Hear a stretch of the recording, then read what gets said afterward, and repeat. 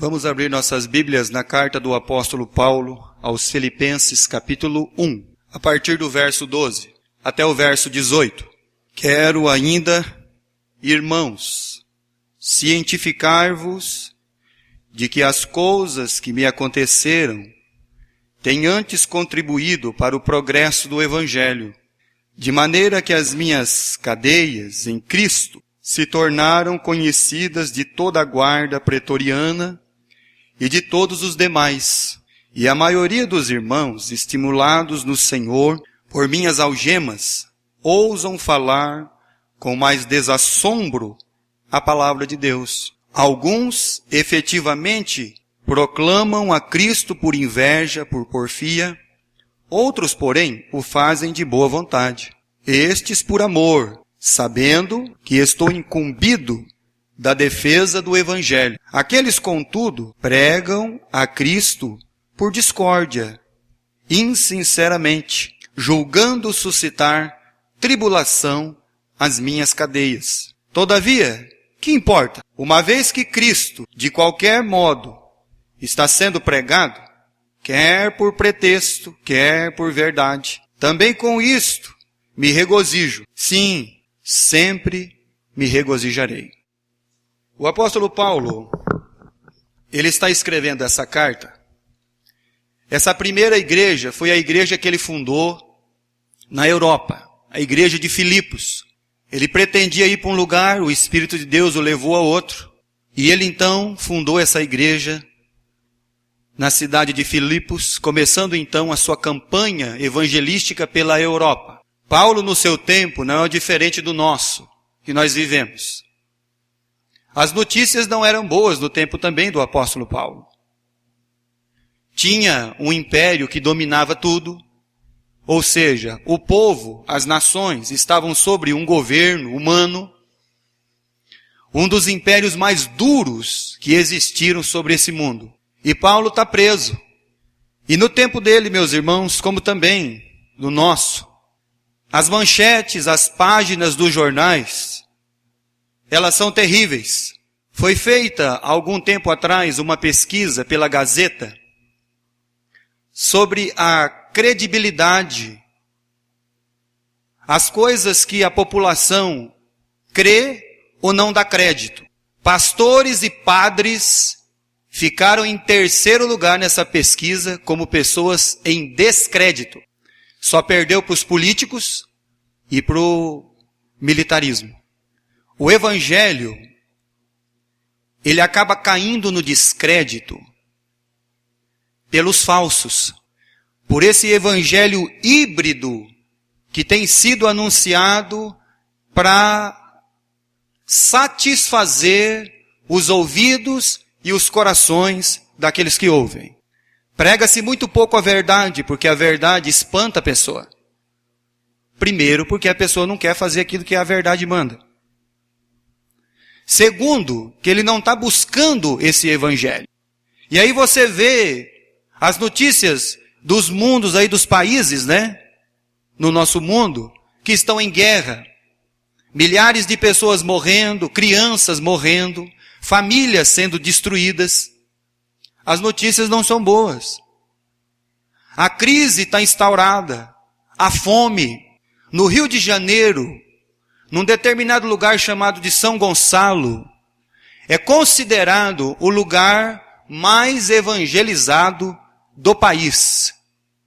Ou seja, uma maior concentração desse mundo que eles chamam do quê? De evangélico. E você sabe o que predomina lá? A miséria. E aí você continua ouvindo as notícias, as nações, os governos. Não é só o governo que é corrupto. Os outros também são. Você vê que hoje está em descrédito a família, o casamento e etc, etc, etc. Então as notícias não são boas. Mas aí, o apóstolo Paulo, ele vem escrever essa carta a esses irmãos, e aí ele diz assim no versículo 12, quero ainda, irmãos, cientificar-vos de que as coisas que me aconteceram têm antes contribuído para o progresso do Evangelho.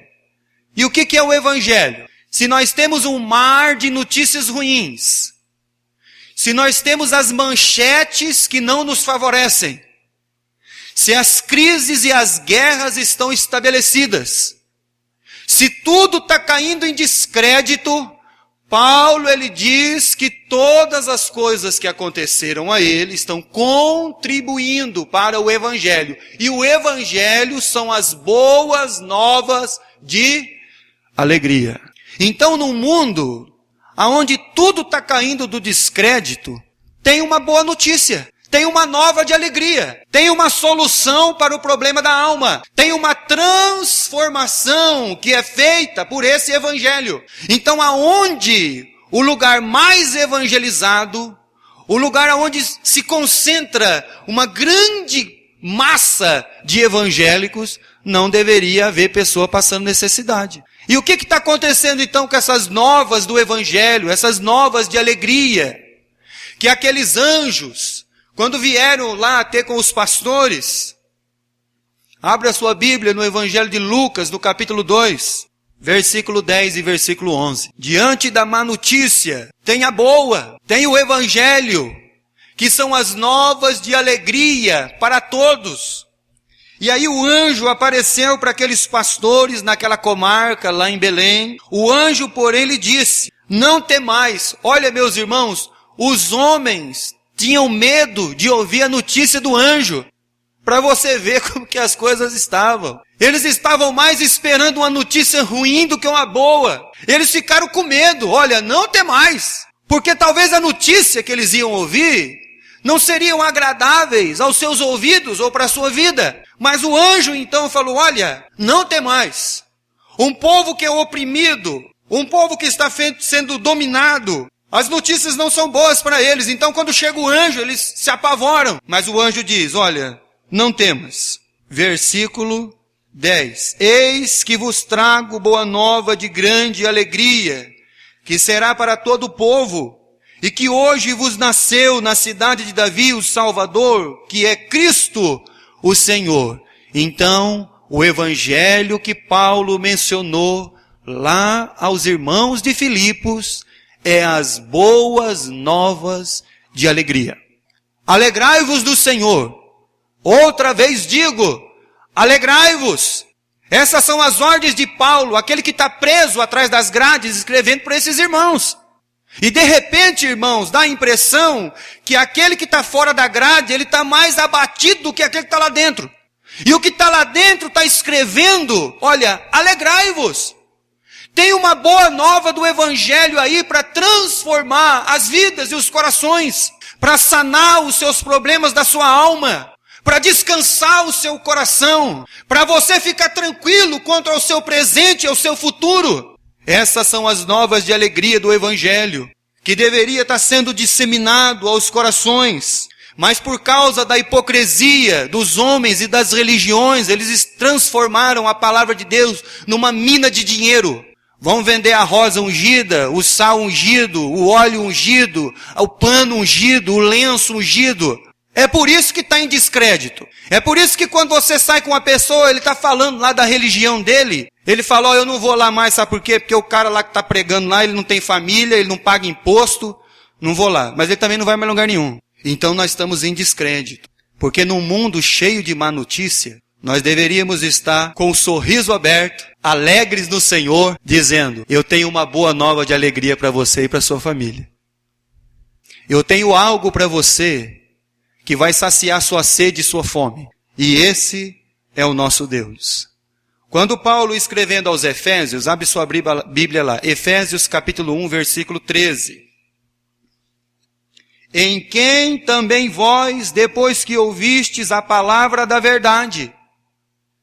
E aí quando você lê lá o versículo 14 de Filipenses 1, ele fala que o evangelho é a palavra.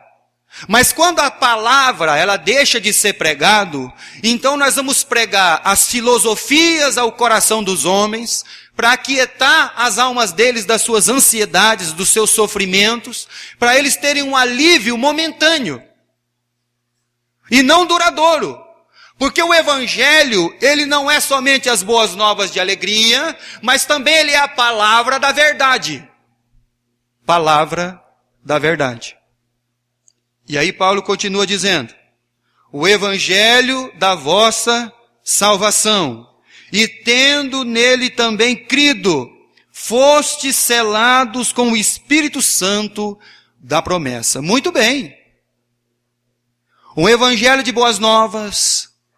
Um evangelho, meus irmãos, que é uma palavra da verdade. Um evangelho que é o evangelho que veio salvar o homem dele mesmo, das suas próprias maldades. Veio salvar ele de ser um ser humano vivendo errado. De ser um ser humano vivendo fora do governo do reino de Deus. É o evangelho da salvação. É o evangelho da graça. É o evangelho que transforma. É o evangelho que salva. É ele quem muda todas as coisas na nossa vida. O que o evangelho faz numa vida? 1 Coríntios capítulo 6, verso de número 9. Ou não sabeis que os injustos não herdarão o reino de Deus? Não vos enganeis, nem os impuros, nem os idólatras, nem os adúlteros, nem os efeminados, nem sodomitas, nem ladrões, nem avarentos, nem bêbados, nem maldizentes, nem roubadores herdarão o reino de Deus. Versículo 11. É aonde se encontra esse evangelho. A graça, evangelho da salvação, palavra da verdade, boas novas para essas pessoas que estavam perdidas em si mesmas. Tais foste alguns de vós, mas vós vos lavastes, mas fostes santificados, mas fostes justificados em nome do Senhor Jesus Cristo e no Espírito do nosso Deus. Esse é o evangelho. É o evangelho que Paulo está dizendo lá para os irmãos.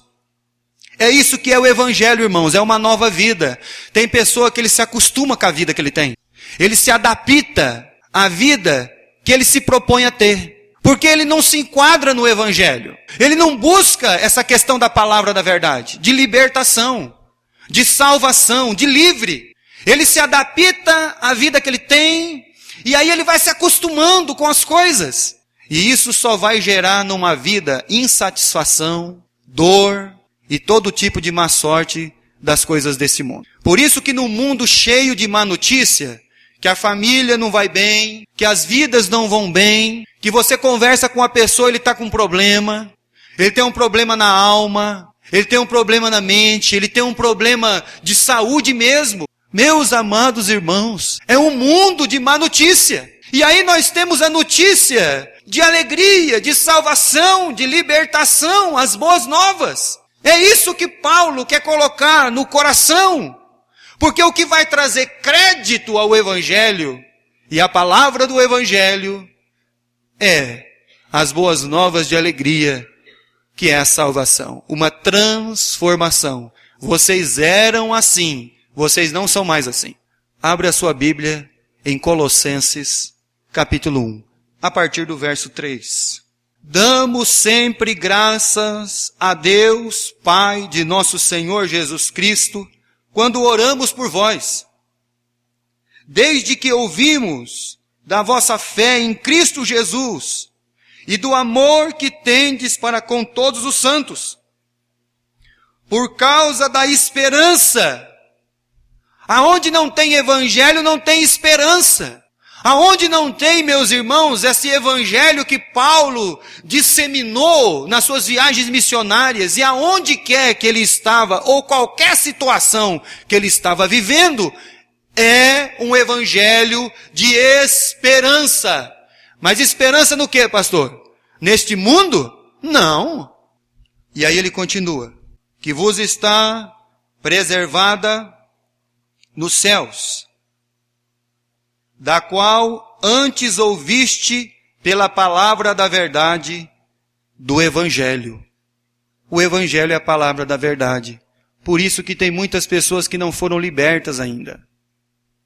Por isso há pessoas que não foram salvas. Porque eles só estão dentro de uma religião e sendo enganados por ela. É por isso que a pessoa se adapta à vida que ele tem. Porque não há uma novidade de vida, como diz Paulo. Não há um reino de Deus aparecendo através da vida dele. Palavra da verdade. Evangelho da salvação. E o que é o Evangelho? Filipenses, capítulo 1, verso 18.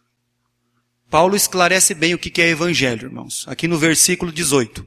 Todavia, que importa? Uma vez que Cristo... O que é o Evangelho, irmãos? Cristo.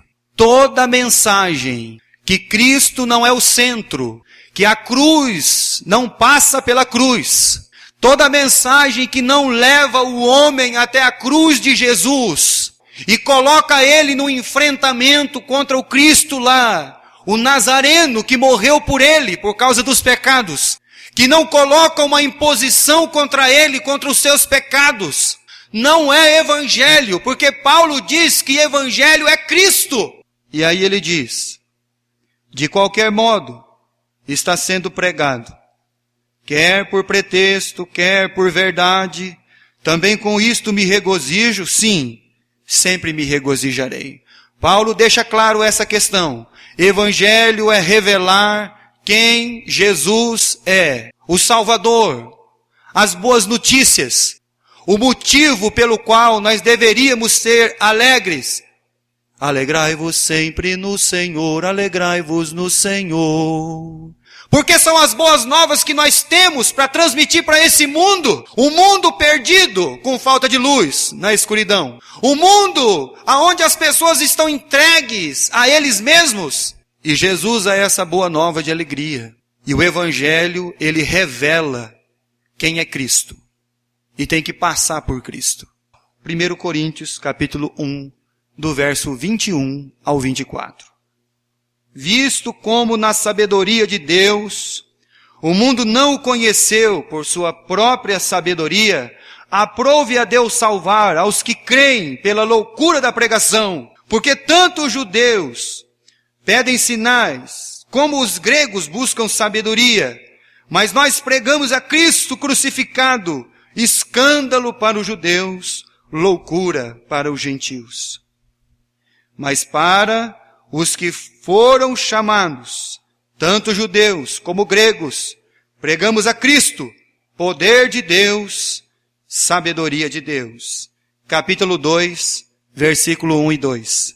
Eu, irmãos, quando fui ter convosco, anunciando-vos o testemunho de Deus, eu não fiz com ostentação de linguagem ou de sabedoria, porque decidi nada saber entre vós, senão a Jesus Cristo e este crucificado.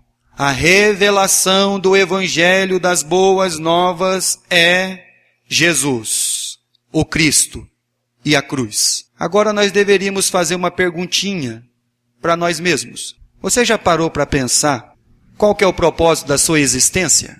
Você já parou para pensar? Ou você, eu vou, nasci, cresci, vou casar, vou constituir uma família, alguns eu vou estudar na faculdade, vou pegar um diploma, vou ter uma carreira, um bom salário. Qual que é o motivo da sua existência?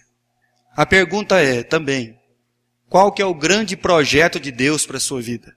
Porque talvez você tenha muitos projetos para a sua vida, mas o que você deveria pensar é qual é o projeto que Deus tem para você. Por isso que Paulo, volta lá em Filipenses capítulo 1, ele podia se alegrar com os sofrimentos e as tribulações da sua vida. Como assim, pastor? Porque ele tinha um propósito e sabia qual é o propósito da sua existência. Versículo 12. Quero ainda, irmãos, cientificar-vos de que as coisas que me aconteceram têm antes contribuído para o progresso do Evangelho. Paulo podia sofrer, desde que todos os seus sofrimentos e as suas angústias, ele transformasse aquilo e conversasse com Deus e falasse com o Pai. Pai, como que eu posso transformar todos os meus sofrimentos, as minhas angústias, as minhas carências, em algo que vai contribuir para o Evangelho? Se você fizer uma pergunta, quem quer sofrer? Ninguém quer. Mas nós vamos sofrer. Nós vamos ter tribulações. Nós vamos passar pelas agruras dessa vida. Nós vamos enfrentar os nossos problemas, seja eles pessoais, interpessoais, coletivos. Vamos passar por problemas. O grande questão é: Senhor, me ajuda a transformar todos os problemas que eu enfrento de uma maneira, Senhor, para que eles possam contribuir para esse evangelho de boas novas. Para que as outras pessoas deste mundo vejam que apesar de todas as más notícias que acontecem com eles e também comigo, isso pode ser revertido a eles numa contribuição para o evangelho. É isso que Paulo está dizendo. E o que aconteceu com ele? Foi rejeitado em Jerusalém pelos apóstolos. Foi expulso de Damasco. Esquecido por 10 anos. O que mais aconteceu com ele? Escorraçado de Tessalônica. O que mais? Enxotado de Bereia. O que mais? Enfrentou as feras em Éfeso. Segunda carta de Paulo aos Coríntios, capítulo 11, a partir do verso 22. São hebreus? Também eu. São israelitas? Também eu. São descendentes de Abraão? Também eu. São ministros de Cristo? Falo como fora de mim, eu ainda mais em trabalhos, muito mais em prisões, em açoites, sem medidas em perigos de morte. Muitas vezes, 5 vezes recebi dos judeus uma quarentena de açoites menos 1. Fui 3 vezes fustigado com as varas, uma vez apedrejado, em naufrágio 3 vezes, uma noite e um dia passei na voragem no mar, em jornadas e perigos de salteadores, em rios, em perigos entre patrícios, perigos entre os gentios, perigos na cidade, perigos no deserto, perigos no mar, perigos entre os falsos irmãos, em trabalhos e fadigas, vigílias muitas vezes, em fome e sede, em jejum, muitas vezes em frio e nudez.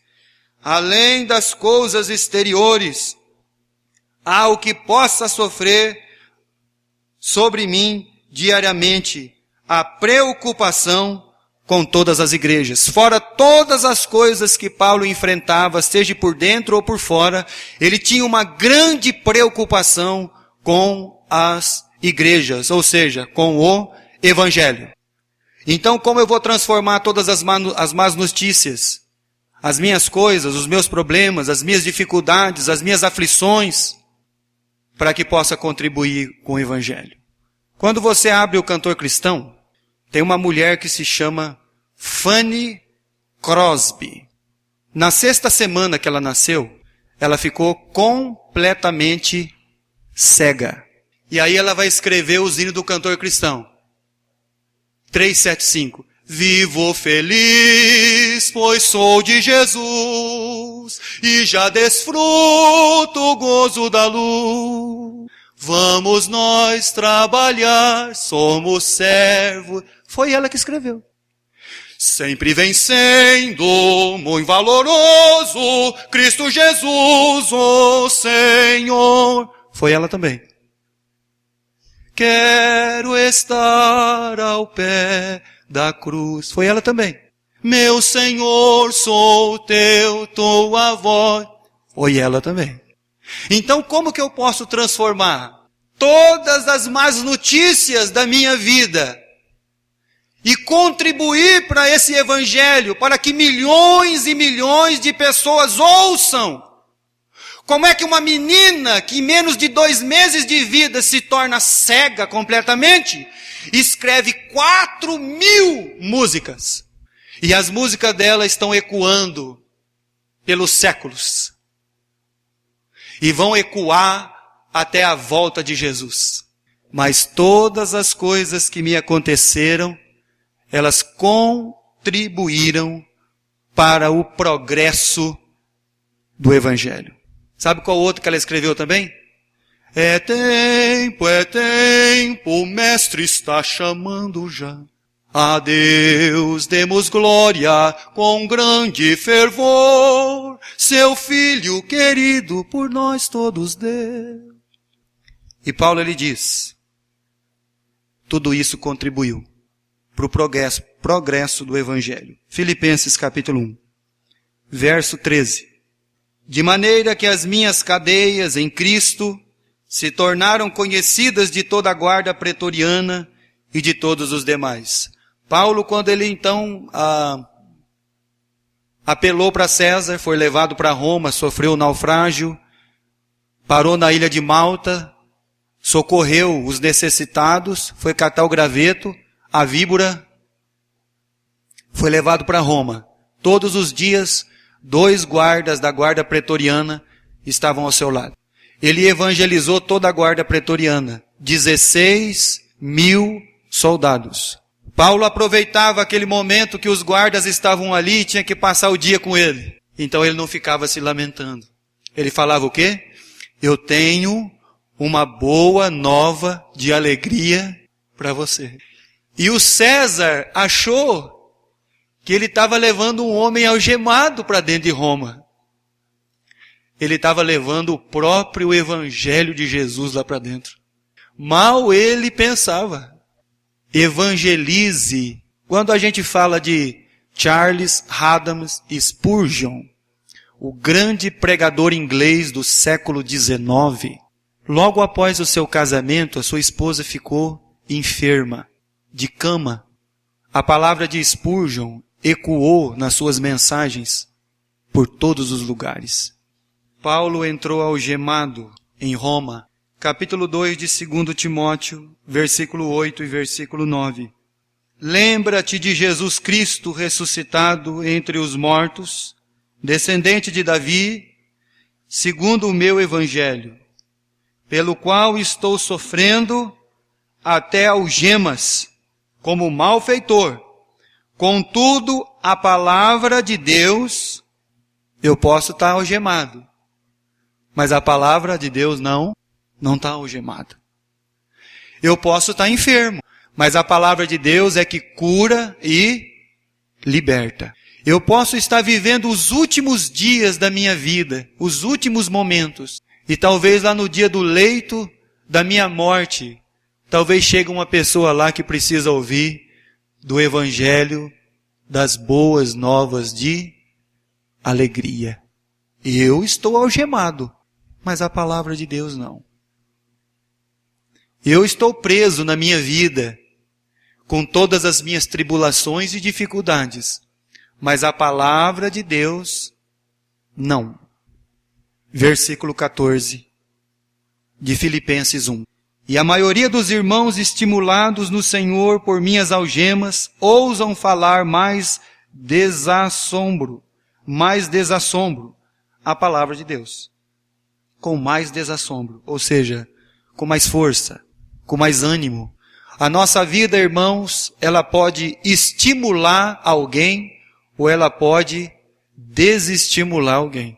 Nossa vida pode levar uma pessoa, através da palavra do Evangelho das Boas Novas, a olhar para a gente e falar assim, poxa vida, essa pessoa, ela passa por inúmeros problemas e dificuldades.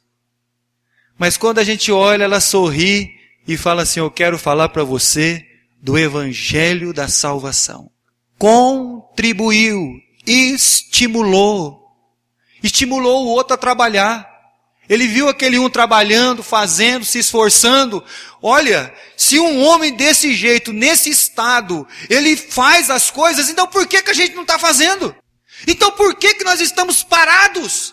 Por que nós estamos acorrentados de pés e mãos? Quando Saulo e Silas estavam acorrentados de pés e mãos, eles estavam cantando e entoando louvores a Deus. Nós podemos estar algemados, com as nossas rinhas, com os nossos problemas, com a nossa dificuldade ali, irmãos, com as coisinhas que nós temos, mas o Evangelho não. E como vai resplandecer esse Evangelho? Estimulou os irmãos. Versículo 15 ao versículo 17. Alguns efetivamente proclamam a Cristo por inveja, porfia, outros porém o fazem de boa vontade. Tem muita gente, meus irmãos, pregando até mesmo algumas coisas, talvez até o certo, mas com o propósito errado. Mas isso ele vai dar conta para Deus. E aí Paulo diz assim, versículo 16, mas tem gente, versículo 15, que está fazendo isso de boa vontade mesmo, porque é um ministro, é um mensageiro de Deus, é aquele que está comprometido com a verdade. Versículo 16, estes por amor, sabendo que estou incumbido da defesa do Evangelho. Aqueles, contudo, pregam a Cristo por discórdia, insinceramente, julgando suscitar tribulações às minhas cadeias. Esses eram aqueles que estavam dentro da própria igreja de Filipos. Mas Paulo diz, que importa? Paulo não está dando aqui no versículo 18 uma ordem ao ecumenismo. Paulo não está dando aqui no versículo 18 uma abertura para você ouvir heresia. Não. Paulo está dizendo, olha, que importa? Se eles pregarem a Cristo, mesmo que pelos motivos errados, e uma pessoa for salva por isso, amém. Agora o motivo, eles vão ter que dar conta para o Pai Celestial. Então Paulo diz aos irmãos, não azede o seu coração com aqueles que estão fazendo de uma maneira ou por um motivo errado ou equivocado. É por isso que quando ele foi levantar a oferta para as igrejas da Judéia, a Bíblia diz lá em 2 Coríntios 9, que os irmãos, eles se tornaram, olha, eles estimularam outros irmãos a fazer o mesmo. Quero terminar lendo Marcos, capítulo 1, versículo 14 e versículo 15. Depois de João ter sido preso, foi Jesus para a Galileia, pregando o Evangelho de Deus, dizendo, o tempo está cumprido e o reino de Deus está próximo. Arrependei-vos e crede no Evangelho. O Evangelho é a luz que tira a alma da escuridão. O Evangelho é a alegria para o triste. É a esperança para aquele que está sem esperança. O Evangelho é a transformação da vida, da família, para aquele que busca a palavra da verdade. Esse é o Evangelho das boas novas, que apesar de Paulo estar preso e de tudo que ele sofreu, padeceu e ainda continuava preso, contribuiu, evangelizou, estimulou e até mesmo aqueles que estavam pregando por birra mesmo. Crede no Evangelho. O Evangelho é Jesus, é a cruz de Cristo, para a salvação e a transformação da vida. Muito bem.